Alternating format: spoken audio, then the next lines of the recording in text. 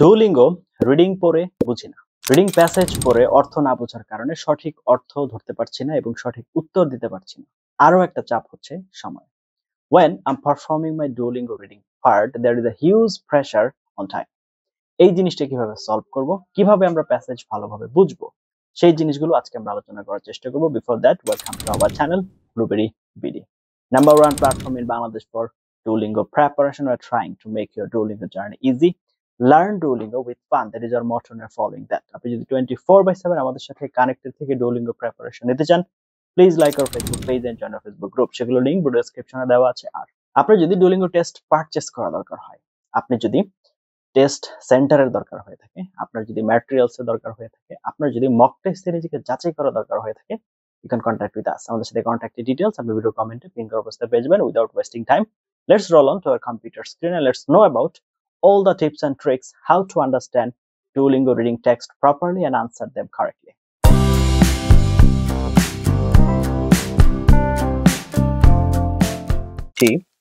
Reading understanding tips and tricks. এখন আমরা reading পড়ে বুঝছি না। রিডিং প্যাসেজ যদি না বুঝি তাহলে আমরা ভালো করে আনসার করতে পারবো না। শূন্যস্থান যদি না বুঝি তাহলে আমরা ভালো করে আনসার করতে পারবো না। সেক্ষেত্রে কি করা? Number one, step one, keyword reading অনুশীলন করতে হবে। আপনি প্যাসেজ না পড়ে, মানে সম্পূর্ণ প্যাসেজ পড়তে গেলে আমার সময় কমে যাচ্ছে। মূল শব্দগুলো কিওয়ার্ডস চিহ্নিত করতে শিখতে হবে। যেমন চলুন আমরা একটা এক্সাম্পল দেখি। এক্সাম্পল আমাদের একটা লাইন দেওয়া হয়েছে, global warming is caused by the increase of greenhouse gases such as carbon dioxide and methane. তাহলে গ্রিনহাউস মানে গ্লোবাল যে ওয়ার্মিং হচ্ছে এটা এই কারণে হচ্ছে। গ্রিনহাউস গ্যাসেস কিসের? Carbon dioxide and methane. এখানে মূল কিওয়ার্ড গুলো তাহলে কি? প্রথমেই হচ্ছে আপনার নাউন ফ্রেজ যেটা গ্লোবাল ওয়ার্মিং, তারপর হচ্ছে কজড বাই, মানে মেইন ভার্বটা নিয়ে নিলাম আমরা, তারপর গ্রিনহাউস গ্যাসেস নাউন, এরপর হচ্ছে কার্বন ডাইঅক্সাইড এন্ড মিথেন। এগুলো হচ্ছে আমার মেইন ইনফরমেশনকে ক্যারি করছে, সুতরাং এগুলোকে আমার মার্ক করা শিখতে হবে বা প্র্যাকটিস করতে হবে।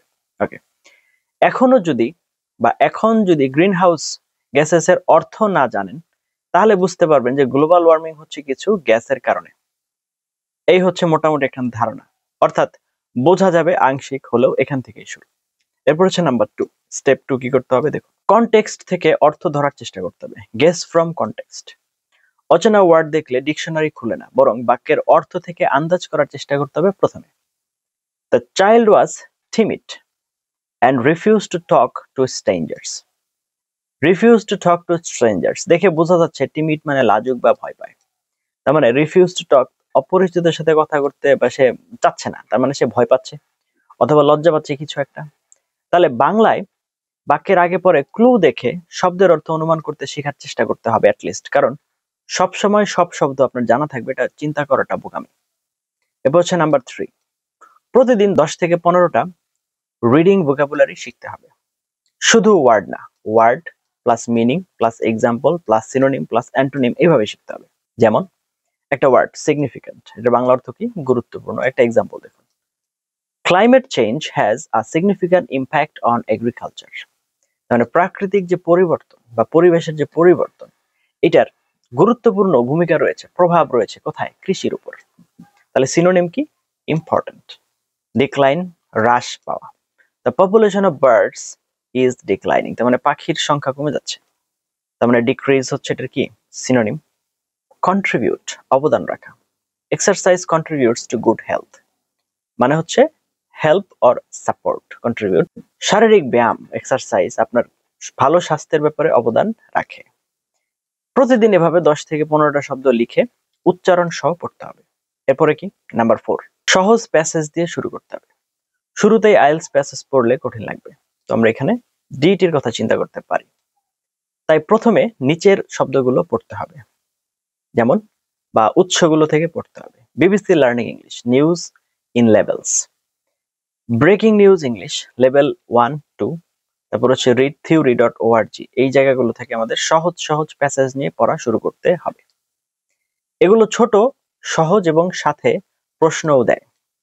একটা প্যাসেজ পড়ে 3 থেকে 4টা কোয়েশ্চেন উত্তর দিলে বোঝার স্কিল বাড়বে। এরপর হচ্ছে নাম্বার 5, স্টেপ 5, প্রতিদিন read aloud plus retail practice করা।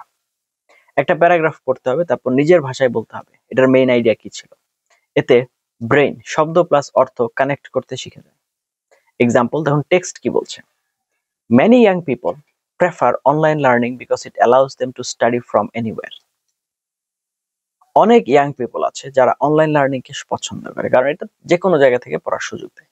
তাহলে আমি যদি বলি আমার নিজের ভাষায় এখন, many students like online learning since they can study anywhere.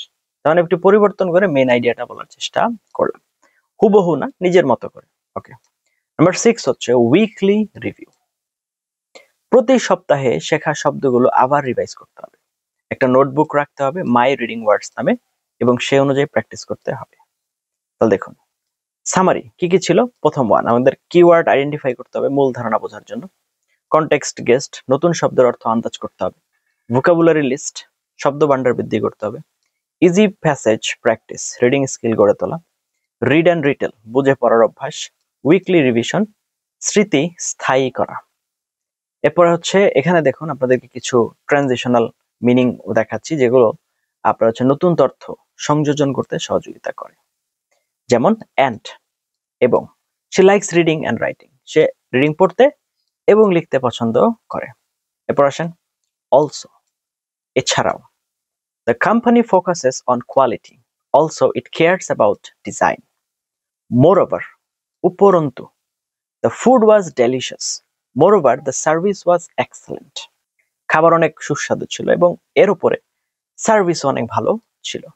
In addition, অতিরিক্ত ভাবে। In addition students can attend extra classes, অতিরিক্ত ভাবে স্টুডেন্টরা এক্সট্রা ক্লাসে জয়েন করতে পারে। ফার্দারমোর, তাছাড়া। ফার্দারমোর population effects human health, population হচ্ছে হিউম্যান হেলথকে কি করে, প্রভাবিত করে। নাম্বার 2, কন্ট্রাস্ট, বিপরীত বা তুলনা বোঝাতে। যখন লেখক দুটি আইডিয়া তুলনা বা বিপরীত করেন তখন, যেমন বাট, কিন্তু। She is poor but happy. এরপর হচ্ছে হাউএভার, তবে বা যদিও। He studied hard, however he failed. On the other hand, অন্যদিকে। Some people prefer tea, on the other hand others like coffee. এরপর হচ্ছে অলদো অথবা দো, যদিও। Although it was raining they went out, যদিও বৃষ্টি হচ্ছিল তারা বাহিরে বের হয়েছিল। এরপর হচ্ছে নেভারথেলেস, তবুও। The task was difficult, nevertheless he succeeded. Whereas, যেখানে।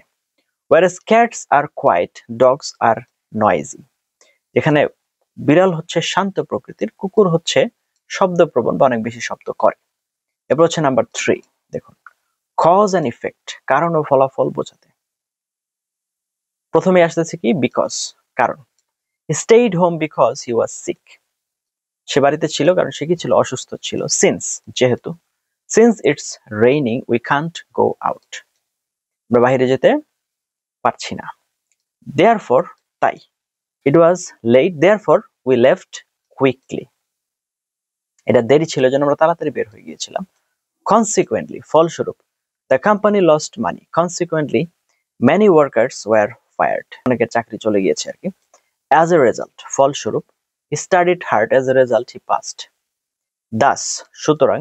The machine was broken, thus production stopped, যেহেতু মেশিন অফ হয়ে গিয়েছে জন্য প্রোডাকশন অফ হয়ে গিয়েছে। এরপর হচ্ছে নাম্বার 4, এক্সাম্পল, উদাহরণ দেওয়ার জন্য এগুলো ব্যবহার করা যায়। যেমন ফর এক্সাম্পল, উদাহরণস্বরূপ। Many fruits are rich in vitamins, for example oranges and mangoes, এগুলো হচ্ছে ভাইটামিনের পরিমাণ অনেক বেশি। এরপরে যেটা আসতেছে সেটা হচ্ছে ফর ইনস্ট্যান্স, যেমন। For instance reading improves vocabulary, কারণ হচ্ছে আপনি যদি বেশি বেশি রিডিং পড়েন তাহলে ভোকাবুলারি ইমপ্রুভ হবে। সাচেস, যেমন। Some animals such as tigers and lions are dangerous. এরপর হচ্ছে নেমলি, অর্থাৎ। Two countries, namely Japan and Korea, developed first. ওকে, এরপর হচ্ছে নাম্বার 5, কম্প্যারিজন, সাদৃশ্য বা মিল বোঝাতে। এরপরে যেটা আসছে সেটা হচ্ছে সিমিলারলি, অনুরূপ ভাবে। Cats like to sleep, similarly dogs enjoy resting. বিড়াল যেমন ঘুমাতে পছন্দ করে, কুকুর হচ্ছে রেস্ট করতে পছন্দ করে। লাইকওয়াইজ, একইভাবে। She loves painting, likewise her sister enjoys art, সে পছন্দ করে এবং তার হচ্ছে আর্ট পছন্দ। In the same way exercise helps the body and mind. Okay, exercise body এবং মাইন্ড দুইটাকে সহযোগিতা করে। এরপর যেটা আসছে টাইম অ্যান্ড সিকোয়েন্স, সময় এবং ক্রম বোঝানোর ক্ষেত্রে, যেমন ফার্স্ট অথবা ফার্স্টলি, প্রথমে firstly we should gather information, next পরবর্তী, next we analyse the idea, then তারপর, we cooked the food and then served it, after that এরপর, she finished school, after that she went abroad, finally শেষে বা পরিশেষে, finally the project was completed. Okay, now number 7, conclusion, উপসংহার বা সার সংক্ষেপ বোঝাতে, in conclusion উপসংহারে, in conclusion education is essential for all. To sum up regular exercise keeps you healthy. In summary technology makes life easier. Overall the results were positive. এরপর আছে হচ্ছে therefore, he practiced daily, therefore he improved.